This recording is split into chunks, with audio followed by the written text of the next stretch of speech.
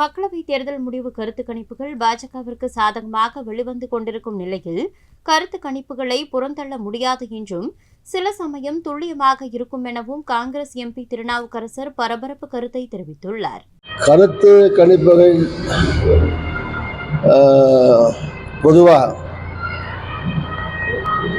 அப்படியே கருத்து கணிப்புகளை முழுமையாக ஏற்றுக்கொள்ளவும் முடியாது, அப்படியே தள்ளிவிடவும் முடியாது. சில நேரங்களில் சில டிவிக்கள் அமைப்புகள் செய்கிற கருத்து கணிப்புகள் துல்லியமாகவும் இருப்பது உண்டு. சில நேரத்தில் கூட்டி குறைஞ்சு அவர்களுடைய பேக்ரவுண்டு, கட்சி பின்னணி இதற்கு ஏற்ப இருப்பதும் உண்டு.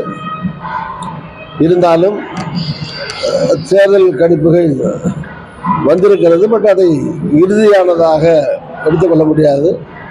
இதுக்கு எடுத்துக்கொள்ள வேண்டிய கால அவகாசம் ஒன்றும் அதிகமாக கிடையாது. நாளை ஒரு நாள் தான் இருக்குது.